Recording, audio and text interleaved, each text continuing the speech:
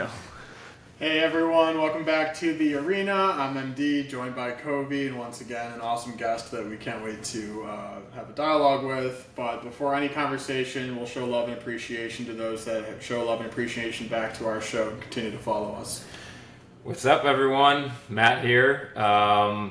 We've got on, and thank you all for listening as always. Really appreciate the support. We've got and first I got a shout out to, what's Alyssa's last name? Hayner. I got to shout out Alyssa Hayner for introducing us. Yeah, snap. To introducing us to Shiloh. This is Shiloh Capone. Shiloh is the executive director of Street Samaritans, which I'll let her talk more about. But Shiloh, in getting to know her more, I think it's going to be a really, really cool conversation on kind of some of the intersection between homelessness and mental health, among some other things. So without further ado, Shiloh, why don't you just kind of introduce yourself? You know, who are you? Your kind of your journey, like how you got to where you are today. Yeah, so my name is Shiloh Capone. I'm from St. Petersburg, Florida originally. My journey for how I got to where I am, somewhat of a long story, but the short version is that I was graduating my undergrad with a degree in English literature, and everyone's asking, like, what are you going to do with that? And I really didn't know. So I was walking down the hallway at my university, and I saw a sign that said, want to study coal mining in India, and had a phone number. And I was like, as good as anything, right? Like, what else are you going to do with an English lit degree? So I called the phone number, and I became the first American woman to be accepted to the Indian School of Mines in Dhanbad. So I moved to India to study coal mining. And I am a certified coal miner. I did Wow. air quality control with Tata Steel, and realized coal mining was not for me, which feels obvious, like looking at me, right? Like, but You don't strike me as a coal miner, but hey. you know, I was more like they don't use canaries in the coal mines anymore. They use people who like monitor when the air is getting dangerous. So that's what I was doing. But anyway, so like coal mining, not for me. So left that job and was just kind of like backpacking around India. And I saw poverty and suffering there in such a heart-wrenching way that I felt really like compelled to get involved. So like a memory of this that like still keeps me up at night is this woman who is trying to give me her child because she saw me as an American and knew that if I took her child back to America, that the child would have like a better life. And it just like broke my heart to think of like what a mom will give up for her child. So anyways, during that time, I got involved with an NGO over there that gave healthcare to women and children in rural villages and urban slums. And I had so many great experiences, but I realized I would be much more effective at that work in my home, like in a place where I spoke the language, where I knew the culture, and I could tell you so many cultural misunderstandings I had during that role that were actually like harmful to the people that I was trying to help. So I came back to the U.S. and since then I've spent 10 years working in a variety of nonprofits. So mainly in community development, youth development and literacy, and then public health. So I was working in public health during COVID-19, like started the job October 2019, and then just a few months later, we were in like a pandemic. Florida's pandemic lasted like 2 months because we just decided not to do it. But anyways, I started looking for like where I wanted to go next in my life, and ended up going back to grad school where I went to the University of Notre Dame and met Alyssa Hayner. After graduating from there, I was looking for kind of taking everything that I had like learned in my professional and personal life and find a way to like make my career and make a living doing something that like aligned with my values and resonated with me. And so I applied and, you know, was obviously accepted to be the executive director of Street Samaritans. And for me, my values around human connection, empowering people, and really being like tied into the needs of people by letting them kind of have agency and direction in their own futures, all really manifested with Street Samaritans. And so I just felt like this is where I needed to be and where I should go from here. So kind of how I ended up here. So talk a little bit more for those that aren't as familiar with Street Samaritans, the organization, you know, mission, kind of what you guys are trying to do.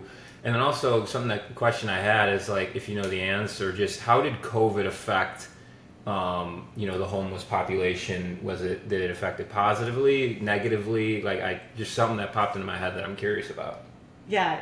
So maybe Hold that last question Right. because that's a good one. But so Street Samaritans is a nonprofit organization here in Chicago. So our mission is to intervene in the cycles of homelessness and poverty by connecting people to solutions and walking with them on their journey. And what that looks like for us is doing street outreach and case management. So we are walking the streets of Chicago, encountering people living unsheltered, and we are providing for their basic physiological needs. So that's like food, clothing, hygiene products, living essentials, and most importantly, like having conversations and building relationships with them to understand what their needs are. And then we provide them with case management services to help them get off the streets and kind of return to an independent life, whatever that looks like for them. So everybody kind of has their own path into homelessness. So they all have their own path out of homelessness as well. So, for some people that could be mental health services or substance abuse, like addiction treatment, all of that we would support people accessing by making referrals to partner agencies here in Chicago that are doing that work and doing it really well, or facilitating access through helping them with transportation, getting ID cards, navigating complicated forms and enrolling in things. We've helped people get on Medicaid or enroll in SNAP benefits, things of that nature. When I think about like our vision, like why we exist, why we're doing what we're doing, so I'm sure you guys know about like Maslow's hierarchy of needs, right? Mm-hmm. So like you've got those basic physiological needs that need to be met, like food and shelter. You've got safety needs that need to be met, and that could be like safety as in like economic security and employment. It could be like physical safety. Then you've got like those like emotional needs. Like you need to feel like respected. You need like love dignity, and love and belonging, right? And then you start to get to like those top needs of like, self-esteem. So like feeling confidence in yourself. And then the very tippy top is like self-actualization, where you get to like fully understand yourself and like who you are and where you want to go. So our vision would be a community here in Chicago where people have all of those needs met so they can do the tippy top of that pyramid. Because self-actualization is stuff that like has to come from yourself. Like I can't give that to someone else. But you have to have those other needs met before you can devote the time and mental energy to getting there.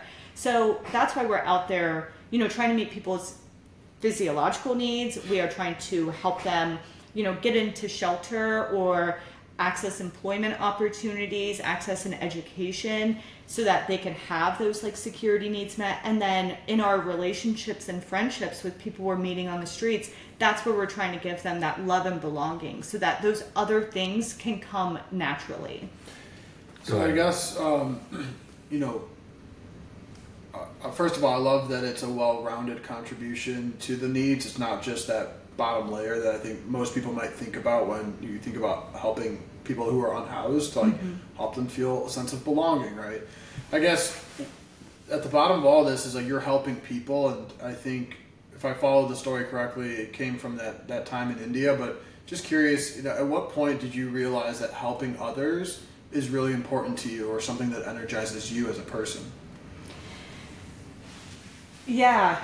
Wow, you're getting into like my life philosophy here. So like every one of us is an individual, right? But we are also part of a group. So like your groups kind of magnify out. So like it could be your workplace, it could be like your alma mater, it could be your city or your hometown or your country. I mean, like there are a million groups that you belong in. And we as an individual, like our actions impact the group, but the group's actions impact us too. So like I can't be free while other people are not. Like I can't have my needs met if there's other people whose needs aren't being met, because our lives are all bound together. Like we're not like these separate things just like moving through the world where like you only impact yourself. Like no, you impact everybody you encounter. And so and I don't love like the idea of like helping others, because I don't think that you actually help other people. Like, people help themselves, but what you can do is be a catalyst for that in someone's life. Like, and I'm sure like both of you have experienced this too, where like as you're going through your life, there might have been like some moment where everything changed, and ultimately when you you changed your life, but maybe you had a friend or a family member or Therapy. a teacher or a therapist, like somebody might have helped you unlock those doors or walked that journey with you, but like ultimately it's your journey to walk, right? So the way I look at what Street Samaritans does is like, this isn't a bus where like you get in and I have a direction I'm taking you to. It's more like you are the driver of the car and I'm like the passenger princess, and like I'll feed you snacks and I'll turn on the music and set the tone, and like maybe I make suggestions for what direction you should go in, but like ultimately you're driving and you can turn whichever way you want, and I'm still in the car for the ride. So like that's kind of how I look at what Street Samaritans does. And when it comes to like, I don't know, I just feel like we all, it's not even like helping one another, but just like opening our hearts and minds to one another can be beneficial, like not just for them, but like for ourselves. Can we stay with the car metaphor for a second? What's I knew you'd like car metaphors. Well, Heck I yeah. love metaphors. The car one is interesting to me. I'm trying to think of somebody who, if you think about somebody at their lowest, or starting from as far back as you can start, and maybe that's like the car isn't even on, or the door's not even open, they're not even sitting in the car yet. Yeah. Help us understand like what is that first step? Like how far back can somebody be in, and like what does motivating somebody going into the car look like in real life, translating that, if that makes sense? Yeah, it does, because it's like sometimes people don't even like own the car, right? Like there's no car to drive. So like how do you even like start a process like that? And to be honest, it's very difficult. But at the same time, like every human being is someone's like, you know, mother, father, like sister, like every human being is worth the effort that it takes. So first of all, I will say like repeated relationship building, because people have to decide they're ready to take that trip. Like, so they may not own the car, nor do they have any destination they want to go. And when you start to like have relationships and conversations with people, you start to open their mind to possibilities of what their life could be. So, one of the reasons why I think it's so like that love and belonging, like human connection and conversation, is the most important thing that Street Samaritans is giving out. And it's because like having someone see you, know you, care about you, just like want to give a platform and hold space for you to like be yourself, that's where people start to have their minds open to other opportunities and possibilities, right? So like if you are living unsheltered on the streets and people never talk to you, never ask your name, like maybe they put $1 in your cup from time to time, but like there's no seeing you as a human being, then like you stop to see yourself that way as well. Like how can you even start to think about what future you want for yourself when like you don't even see yourself anymore, because you've become defined by an experience that you're in rather than being like the human being you are. I heard you gasp. Yeah, So, because yeah. Like, because what do you I want think to say it's about I think it's I think it's really important for people to hear, because I would almost challenge anyone listening to not even like, you don't have to have cash, but something that opened my eyes is going up to someone and just introducing yourself. Hey, my name's Matt. What's your name? And the response on some of these people's faces is just it's very eye-opening. Like they've never been asked that question before. And that big smile on their face, and you might not even have something other than to give, but maybe a minute of your time. And so, I guess, what are some common misconceptions, right, around the unhoused? Because I definitely had, before speaking with you, I had a little bit of a stigma. It's like, well, if I don't have money to give, how can I help them? So I'm just going to walk by them every time. But like, what would you say to the person that's thinking like that? Which is most people, I think. Yeah, there's a lot of stigma around people experiencing homelessness that I would love to deconstruct. But I think first and foremost, I would love to hear your guys' experience, because you asked me to come on this podcast, and I was like, sure, if you come and volunteer with Streets of Weird. So I kind of roped you guys into it, and that is more because I wanted you to have that experience, because I think it can be really eye-opening to see how much you can give with no money in your wallet. Like, we all have 24 hours in a day. Like, you could be Jeff Bezos or someone living on the streets in Lower Wacker. You've got 24 hours to your name. What you do with that time speaks profoundly about like who you are and what you value. And giving someone 5-10 minutes of your day can be so powerful, right?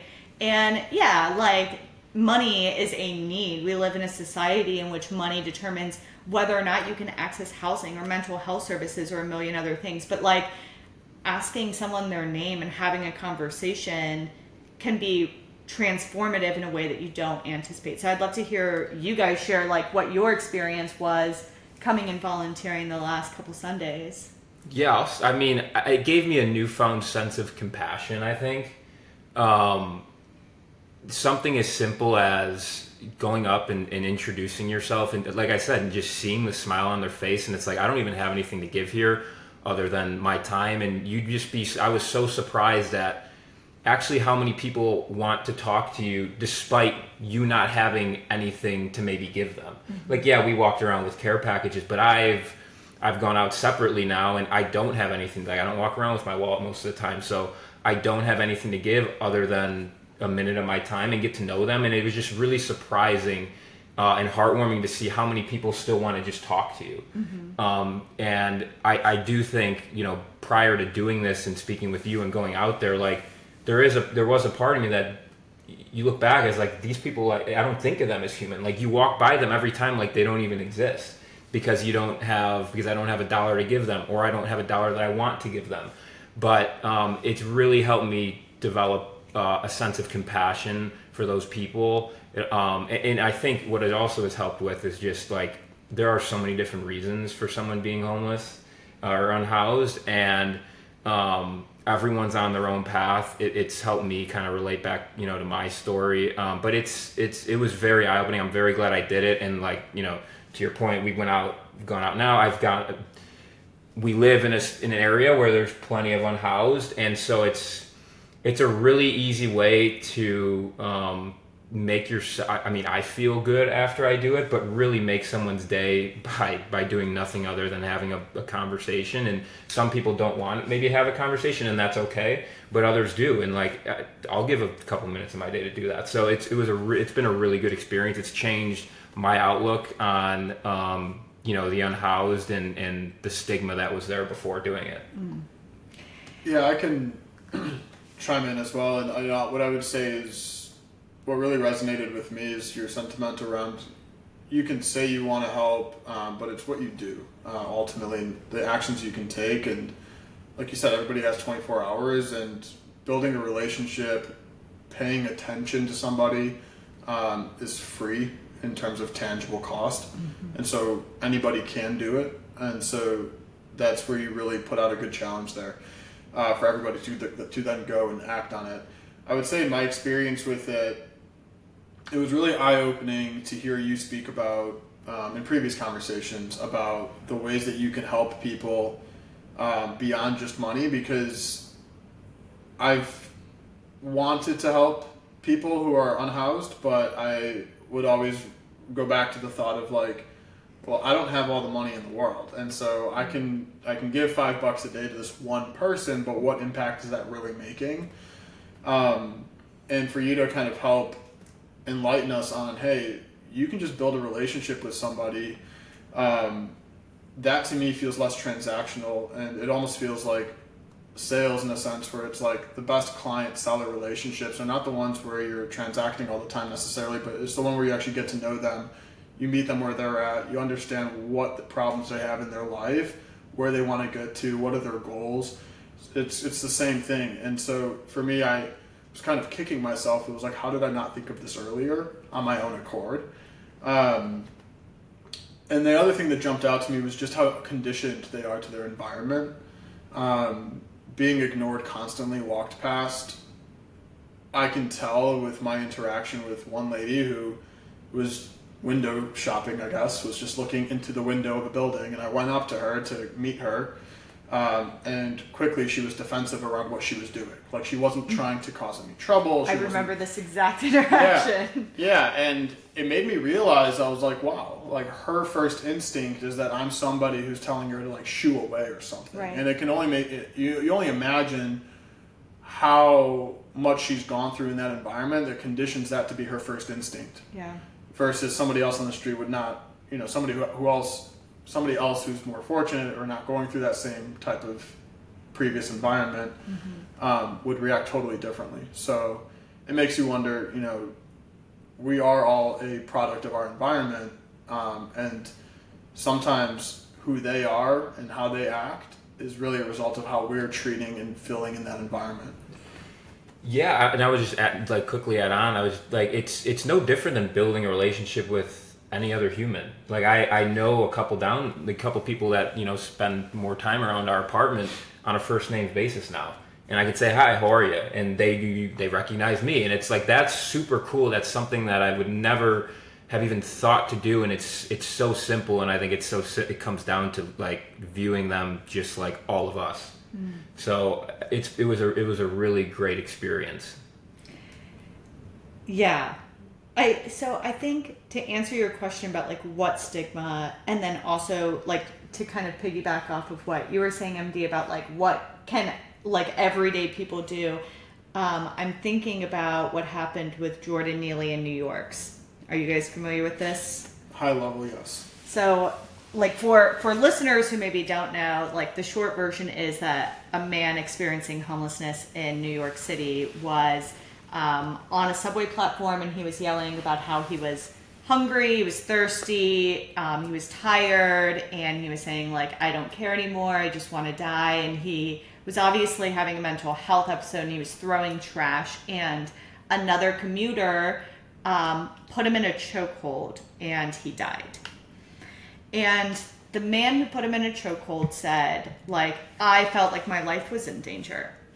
And the thing is that I actually do believe that man. I do believe he thought he was in danger, because we have such a stigma that people who are experiencing homelessness are dangerous. Mm-hmm. They're criminals. Like, they are people that you should cross the street and avoid because, like, something bad could happen to you. And in the wake of this like true tragedy and the frankly murder of Mr. Neely, the conversation has been about the need for more housing services or mental health services, and like those two things definitely need to happen. Like, we need more of that here in Chicago, we need more of that in most urban centers. But the conversation that hasn't happened, that I think needs to, is why did that man feel in danger? Because that is something we have control over. Like, when we're talking about like, we need more housing, we need more mental health services, those are things politicians do for us, right? But like, from an everyday person, like, how do we feel about people that are unhoused? Do we feel unsafe when we're on a subway and you hear someone like screaming or saying they're hungry? Like, how are you responding? And is that the result of an actual experience you have, or is that the result of like things that don't belong to you, like ideas that were put in your head by society that like aren't grounded in your reality of it?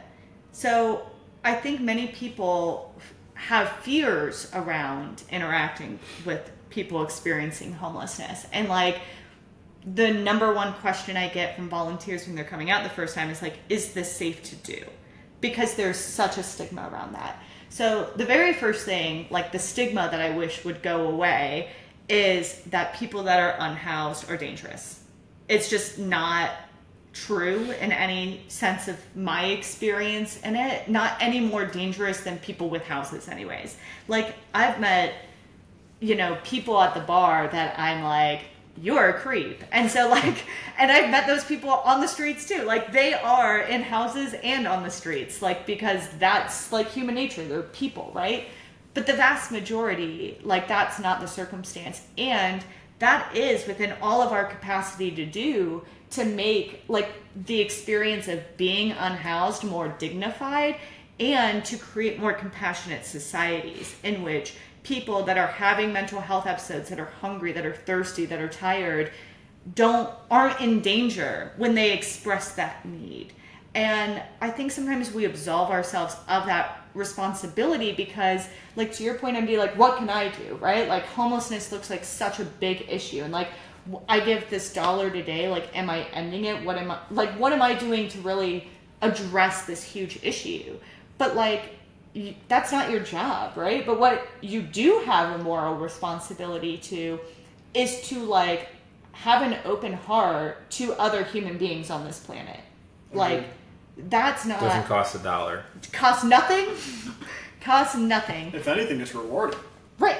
You earn. Yes. You know, you earn something to feel grateful for at the end of the day. It's, I'm capable, I'm fortunate, I'm privileged, I'm in a good spot, and I was able to do something impactful for somebody else. I've operated in a sense of selflessness, right? And I feel good at the end of the day.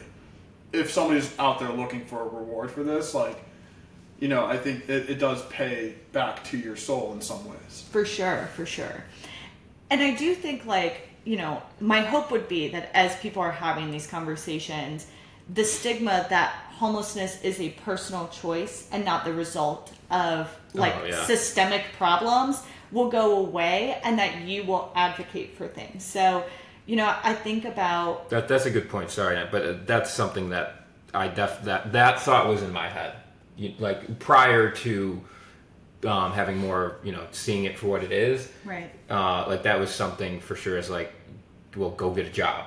Like, that's I think it, you know, I'll be honest, that was, you know, maybe years ago, and I've become a little bit more compassionate, but that's certainly something I thought. So what would you say to the people that are like, well, you know, Joe Schmo over here can just go apply to McDonald's, go get a job.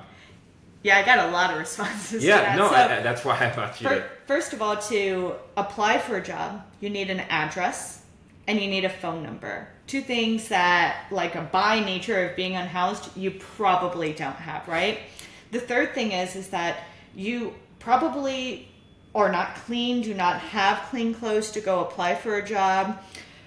Fourth of all is you're going to need regular transportation to get, like, if you are lucky enough to get that job, you got to get back and forth from it. You probably don't have an ID card, which you need to get a job so that you can be paid. And then the final thing is that even if you get that job, jobs, like, our income has not kept pace with the cost of living. So they go get a job at McDonald's. That doesn't mean they're off the streets, because that job at McDonald's does not pay enough for them to afford an apartment. And I think, like, many of the people I've met on the streets do have jobs and are working, and they are working in the lowest paid positions in our society, and they cannot afford to live in an apartment. So they're sleeping in their cars, they're sleeping on the streets, they're sleeping in tents. And so, like, when people say, like, just go get a job, I mean, part of me is like, yeah, let's help them overcome obstacles to getting a job by maybe not requiring, like, addresses to be listed, perhaps, or, like, helping people get IDs and simplifying that process. Like, I've helped people get IDs in this role, and you would not believe how hard it is. Like, most people do not know where their birth certificate or their social security card are. And you need both of those items to go get an ID. So how are people supposed to go get a job? And then, no, go ahead. I would rant about this forever. I was going to say, no, these are really good points and just really good information, right? You ask some questions that I think people with that perception of go get a job maybe have not asked themselves, or simply just don't even realize the requirements. You know, switching gears a little bit, you know, I want to talk about maybe the intersection of the unhoused population with mental health, and with your many interactions out there with people who are unhoused.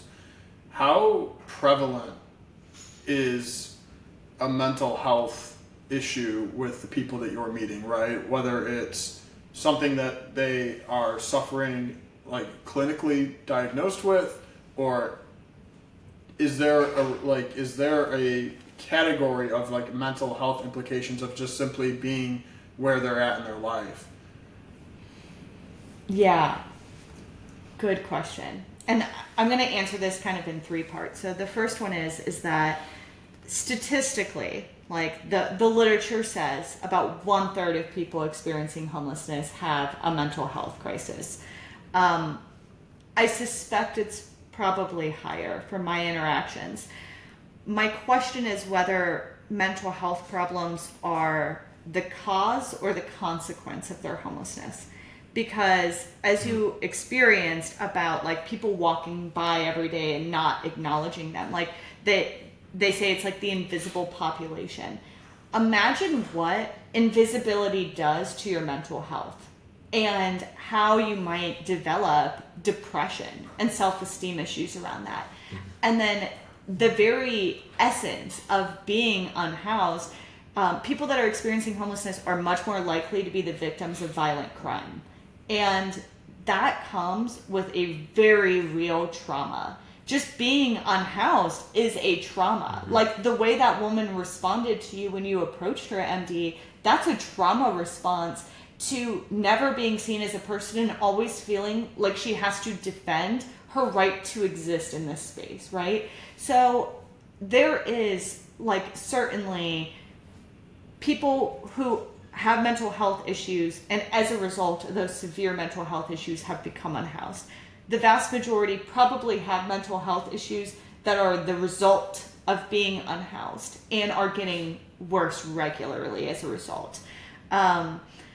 When we're talking about the population that has severe mental health issues and that's how they become unhoused, I want to like kind of take us in like a history lesson here back to Reagan. And Reagan did many things that have kind of accelerated the homelessness crisis, and I could like list those out. But one of the main ones is closing down mental health asylums and institutions.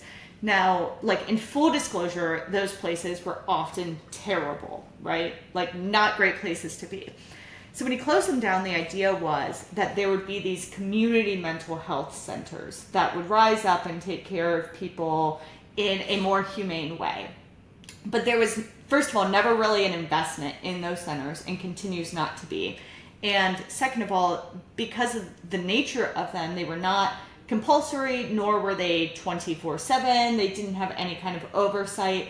And so many of those people have just ended up on our streets because their mental health conditions prevent them from being able to live and function in the society that we've created, that ask us to work enough to pay rent, that ask us to, you know, be able to pay all of our bills or go grocery shopping or remember to take our medicine. And I think that for many of those individuals, the service needs are still there. And we just haven't come up with any solution for how they can access help and services. So I had a client recently who confided in me that he was feeling suicidal. And I was trying to get him into an inpatient psychiatric unit. I could not get him in less than 6 months. The wait list here in Chicago is about 6 to 8 months for inpatient psychiatric care. So what do you tell someone? Like, can you just like not have a mental health crisis for 6 months? Like, I know you're contemplating suicide, but if you could just wait 6 months, then we can help you. Yeah, like, that must be scary for you. Like, how do you know? Like, I mean, how? Yeah, talk through it. Like, what was the step? What was the next step? Hold on, because I want to finish a thought on that, and then I will talk about like my own experiences with that client and just in general on this work. But essentially what was created as a result of that is a system that affords mental health services for people who can afford it. And if you can't afford it, you can access that through hospitals, which drives up the cost of our healthcare system because they are utilizing the emergency room. And then what happens? They're released from the emergency room directly back onto the streets. So we haven't done anything to actually like intervene in that cycle. Like people have a severe mental health episode, they go to the hospital, assuming that they are in a state to go and seek help at a hospital. They're released from the hospital, they're right back on the streets. And, you know, eventually they're going to have another mental health episode. So there needs to be much more investment in mental health services. I would say probably like nationwide, but I'm going to speak from firsthand experience here in Chicago. Now, in this line of work, and I think anybody who works in like, they call it like the care economy, but like social workers, nurses, teachers, any of us whose job is to interact with people regularly, but especially people who might be not in great situations in their life, like social workers and people experiencing homelessness, you feel like you are being asked to do a job that you do not have resources for because they don't exist. Like I'm having a man come to me and ask me for help with his mental health, and I do not have any way to help him access mental health services outside of telling him to go to a hospital. And yeah, like that sucks. Like we get into this work because like we want the world to be a better place. We want people to access the services they need. And when those services aren't there, it burns you out. Like it really does, because it feels like you're being asked to do the impossible, and everybody kind of misunderstands your field. Like the stigma and beliefs that like you had years ago around homelessness, like that's how the majority of people do feel about it. And so when I'm telling people like what I do for work, it's not just like I have the burden of all the people that I want to help and cannot because it doesn't exist. But I also have the burden of having to explain and justify my work to other people about its value to society and try to change their hearts and minds around it, not as like a personal choice, but a systemic failing. Like homelessness exists at the intersection where all the other systems in our society have failed. Like when mental health services don't fall through, people are on the streets. When income hasn't kept pace with inflation, people are on the streets. When healthcare costs have become so astronomical, people are on the streets. When education doesn't work out for people, they're on the street. Like when I'm interacting with people, no one's happy to see me, right? Like it's not because I'm not like amazing and beautiful and charming, which of course I am, but like because by nature of the service I'm offering, nobody wants to be in a position of needing what I am bringing to the table. And so you are constantly being bombarded with that. And then the nonprofit field, like it doesn't pay great, frankly. But of all like social services, homeless services pays less than other nonprofit work does. And so the majority of people working in this field as frontline workers are one paycheck away from becoming the people they serve, from becoming in need of their own services. So when I became executive director of Street Samaritans, something that was really important to me was making sure that our entry-level wages could support life here. So we set our entry-level wages using the MIT Living Wage Calculator. Basically asked myself, like, I need to be paying my entry-level workers whatever a single mom needs to make in Chicago to live. And that's how we set our entry-level rate. And we are about $10 higher than any of the other entry-level wages for similar positions in the city. I mean, that's crazy, right? Like, Yeah. if you're working 40 hours a week, and this work is not something like just anyone could do. Like you need to have like a certain kind of personality, a certain set of skills and education to be able to do this work.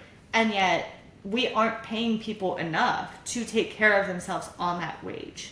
So I have like a string of questions, just quick here, and Yeah, rapid fire. no, and then just like a thought to wrap up my points of these questions. But like you mentioned, burnout for yourself, right? And like in your experiences, if you've ever been out there trying to help and making those connections, do you ever look around and feel outnumbered? There's more of them than there are of me in this moment. Yeah, every day. And every day. And that's wild to think about because the majority of our population is not unhoused.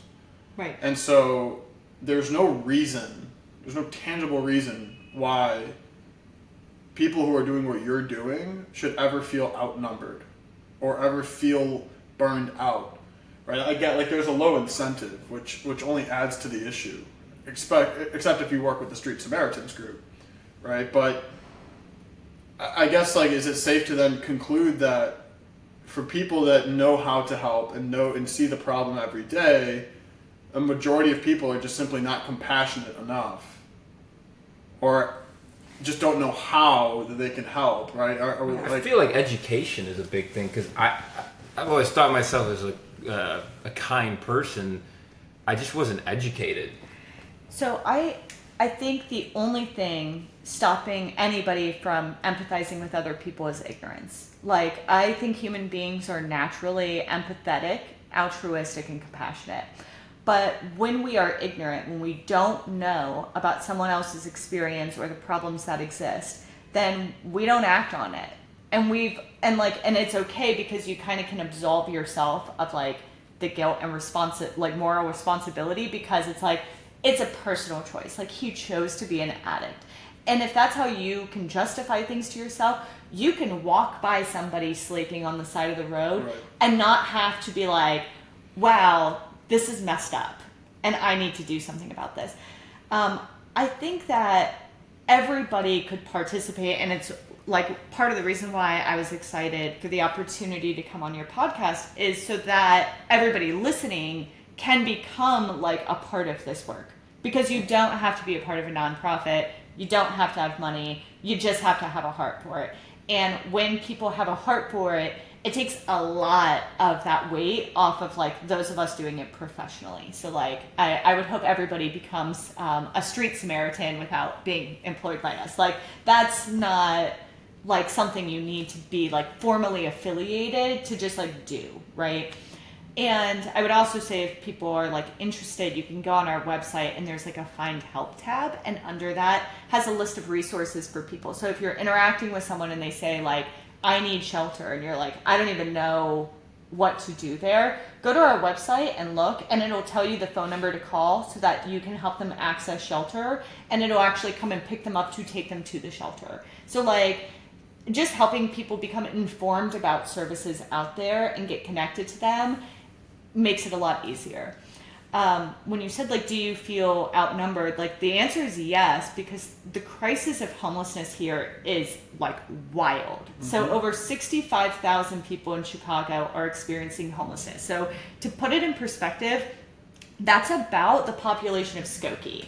And it's bigger than the population of Tinley Park or Berwyn, Illinois, or if you're from Florida, Daytona Beach. So like, those are not small communities. No, right? that's larger than, I think, the largest football stadium in the NFL worth of people. I'm just thinking about how, to myself over here, like how ignorant I used to be, and like how ignorant a lot of people still are today. Like, I used to think like, God, I'm in a place where there's so many homeless people. Like, how about, like, think about how they're doing. You know, it's like, I have the ability to live here. I have a roof over my head. I have food to eat. I get to walk out and do whatever I want to, go to the gym. And I'm complaining about the fact that there's someone that's living on the street in an area that I'm near. And it's like, I think it's just like the ultimate form of like, be curious and not judgmental when it comes to that population, because you don't know ultimately why they're there. You don't know what led to them being home. You don't know how long they've been unhoused. You don't know.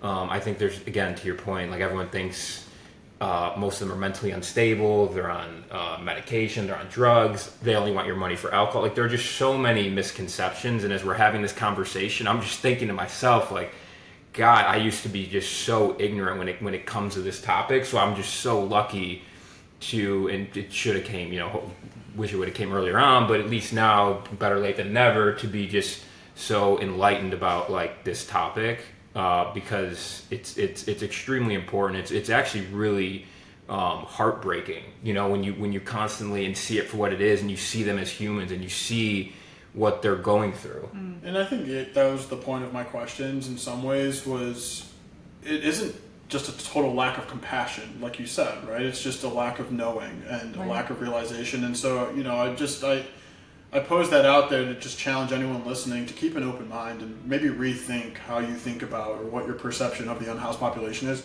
myself included, right? Like, you're sitting here burning yourself on a hot seat, just admitting all of your misperceptions in the past. I'll admit my own, right?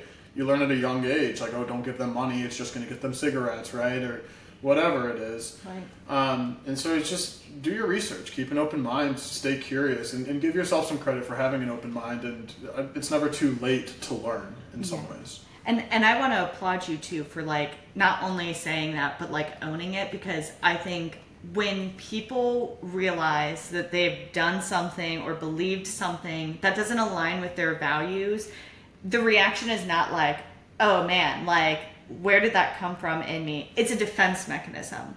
And so when we can actually like not be defensive but just say like, what is it, like know better, do better. Mm-hmm. So it's like, I didn't know better then, but now I do, and I'm going to do better. And like, if that can be our reaction, I think that's like a better way for us to navigate the world, because we're always going to be learning.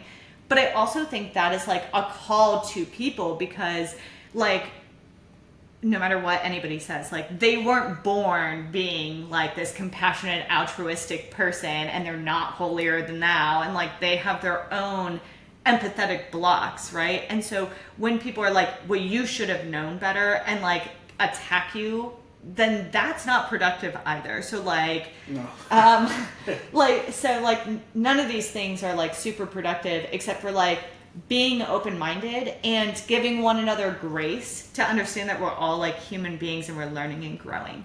And I would say like, when we think about why people are experiencing homelessness, I actually had this conversation with my dad recently, and he asked me like, what do you see in every single person?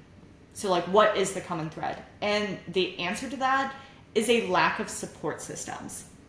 So about 63% of Americans have less than $500 in savings. So I want you guys to just like think for a second, like if you both lose your jobs right now, okay? What do? Apply for another. Talk to family about it, figure out you want to downsize, live somewhere maybe where you're not paying as much rent. I mean, you have a host of options. Right. I mean, go live with your parents. I mean, there's so many options. Yeah. So many of the things you mentioned there require a network. Right. Like either your friends and your family, or maybe like having good relationships with other businesses that will hire you, that maybe you've interacted with before. You've got like a network that you can lean on to get a new job. But I will say, like at one point in my life, I was between work, and I moved in with my parents, who paid for me while I was saving up money so that I could go and pay like first and last month's deposit, you know? When you have less than $500 in your savings and some emergency happens to you, so like, I'll tell you the story of someone I met recently who had a job, everything was great, had a health emergency, ended up in the hospital, and he needed to be hospitalized for about 3 weeks. In that time, he lost his job because he wasn't working, so they hired someone new. So he gets out of the hospital, and he barely has any money, so he misses rent, and he becomes evicted. And then next thing you know, he gets this hospital bill, and like it's astronomical. So he has no job, he just got evicted, and he's got about $20,000 in debt.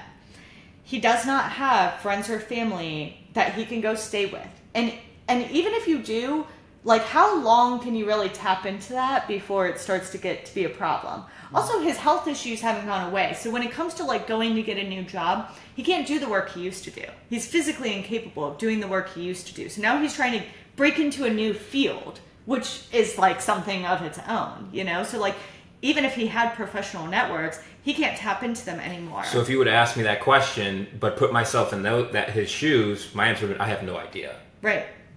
So that's how people end up on the streets. And like, when I first started this work, I did used to see a lot of single men.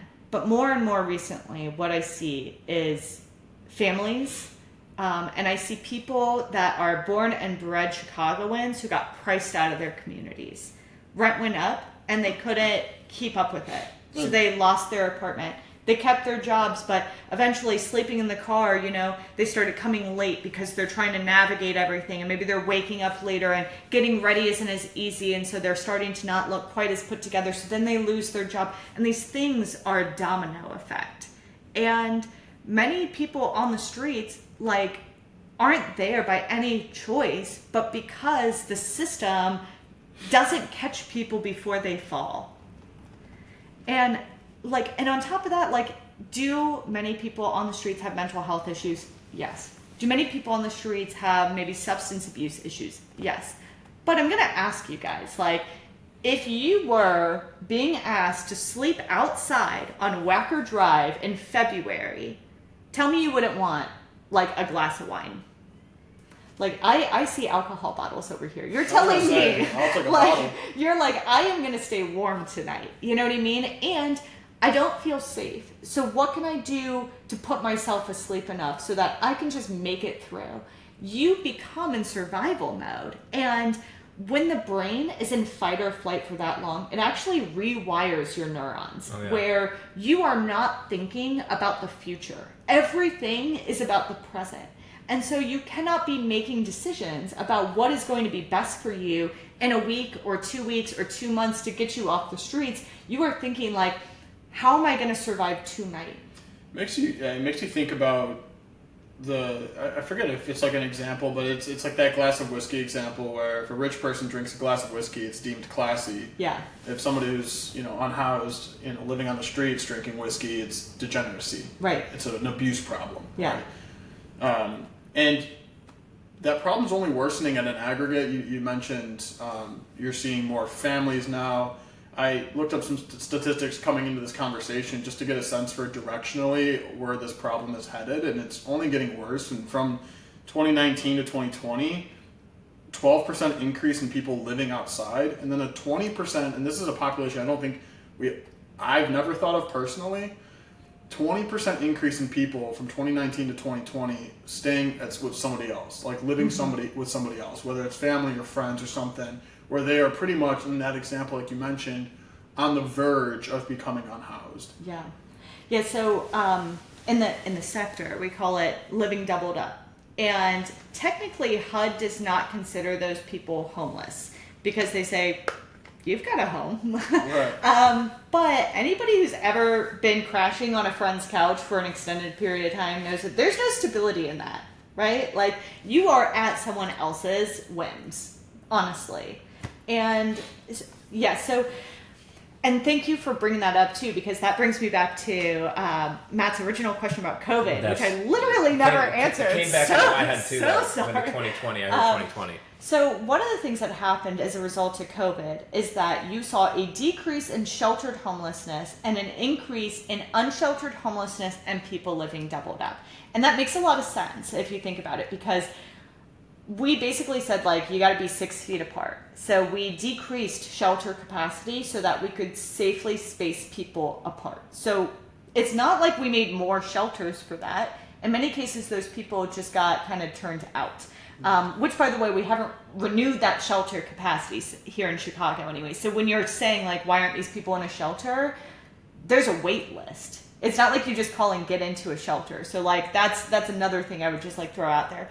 So anyways, your increase is in people who are crashing with friends and family members and people that don't have that support system or have tapped that out or are holding on to, I see this a lot, holding on to that support system for when the weather is really bad.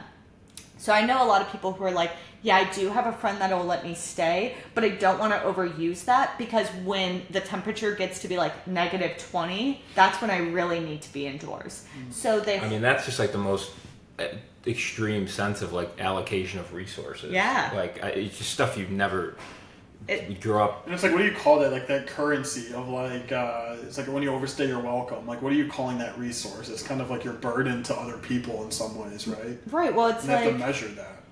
You got to be thinking about okay, eventually I'm going to annoy someone of staying on their couch. Right. I know that, but I'd rather hold on to that and not annoy them or call them up until it is so bad that I physically cannot stay outside. And then I'm using that when I absolutely need it because it's survival. So one of the things that's super interesting about COVID, and I think people should talk about more, is we actually cut poverty in America during COVID. We had one of the worst recessions. We cut child poverty in half because of our investments in the child tax credit, because of the stimulus checks and because of expanded unemployment insurance. And I'm not saying that those things weren't like huge, colossal investments from the government. They definitely were. But they did a lot of good in a time when like you would expect things to get worse, right? But like people who were already homeless experienced that longer and it was more dire. But less people fell into homelessness during that period because we created a safety net to catch them, and especially families with children. And those things, as you know, like the pandemic is over according to Biden, so they're all gone. Like that, those don't exist anymore. Like, and we've decided not to expand those or anything like that. And I think it's because we are often like, the government makes such a huge investment in like these means tested programs. Like the government has all kinds of welfare programs, but not many people actually know how those work. So of every $1 for TANF, which is temporary assistance for needy families, generally what you think of as cash welfare, for every $1 the government spends, only 22 cents of that ends up in the pocket of an American. So there is like, the money doesn't go how you think it goes, you know? And what we saw during the pandemic was when you just give that money to families, they make the right decision for their families about how they need to allocate that money. Like when they're getting that expanded unemployment, they're paying rent. They're putting food in the mouths of their children. Like they're keeping the lights on. Like that's what that money was being utilized for. So we got to kind of wrap up here, but I want to ask you one question on that. Did the stimulus checks, I actually don't know the answer. It's like, what qualified you to receive those? Like, did the homeless, the unhoused, did they benefit from that? Like, were they even able to, like, do you need to have like some sort of tax ID? Like, what qualifies you to even receive those? Like, were they a beneficiary of those? Yeah, so I'm not 100% sure, but I know that those were mailed to you, so you did need some address where you were able to receive mail, or you filed your taxes and it was direct deposit. So my guess would be many people living on the streets aren't filing their taxes regularly. Wild guess. I actually don't know that for sure, but I'm just like assuming. And then the other thing is that some nonprofits will allow people that are unhoused to use their address to receive mail. So maybe some of those received it. But from my own experience of like when Street Samaritans does that, it's very hard to find people again. So like we'll help someone get an ID and it gets mailed, and then I'm on like a wild goose hunt through Chicago trying to find that person again. So maybe some of them did access those stimulus checks, but I couldn't tell you very well. Like, yeah, how many I or think how about they me as benefited. like, I received 2 stimulus checks, and then there's, you know, people that don't even have a roof over their head that for those reasons, those technical reasons, aren't even getting it, you know, or aren't getting that money when they need it 1,000 times more than I do. I put it straight into a savings account, invested it, you know. Right. Not that it wasn't great, in case Biden is listening. If I could like summarize our conversation with the final thought, like on my end, it's just this morning I read a quote, something around the idea of like progress requires change, and you need to have the ability to change your mind first and foremost. And I can't help but think about like the different layers to that. I think about like Kobe, myself, us reshaping our perception, changing our mind of how we think about the unhoused population, and now that's helped us progress into becoming more helpful or more of a catalyst to help change the minds of those that those people that feel like they've lost their identity, feel like they don't have a sense of direction. And I think that it just kind of comes back full circle in ways that like the group that you're working with right now is essentially being that catalyst to help change their mind, to see that there is a journey or a road to progress in their situation. So just had that like aha moment kind of come full circle for me. I wanted to share. No, Yeah. I love that. That's a good wrap up and a good call to everybody that like you can do it too. Yeah, I was gonna say, like, kind of wrap things up. Where can people find you? How can people help? Speaking to the camera, preach a little bit. Like, how can we help the unhoused? Okay, which camera? There's There's multiple. I guess for we're listeners. upping our game. This is getting intense for me. So you can find us on streetsamaritans.org. We're also on Facebook and Instagram. As far as what you can do to help, like I think we kind of said many times throughout this conversation, like you can help by giving your time to people on the streets. Like ask their name, have a conversation, like give them the dignity of being seen as a person, not defined by the experience they're having. If you are like, I don't even know how to do that, come volunteer with Street Samaritans. We would love to have you at one of our outreach drives, and we will kind of give you what you need to go and do that yourself. Because being a Street Samaritan isn't about like being part of the nonprofit on like a Sunday. It's about like what you do 7 days a week, and you can do it. And we'll give you the tools and resources for that. And then I love to talk about this stuff, and I love to have conversations with people, so they could also email me at shiloh@streetsamaritans.org. Yeah, I would just say, like, get out of your comfort zone a little bit. Like, even do it for personal development, if nothing else. Go up to someone and just say hi and introduce yourself. Like, that's uncomfortable doing to anyone, like whether they have a place to stay or not. But think of it as, if nothing else, if you're a little nervous, like, get out of your comfort zone a little bit. Say hi. Work on yourself, and also at the same time, make someone's day by making them feel human. Like, I think it's so simple. Anyway, Shiloh, thank you so much for having this conversation. Thanks for having me. Yes. We're going to sign off here. I challenge everyone to say hi to them, because the smile it'll put on their face and therefore your face is priceless. So thanks, guys.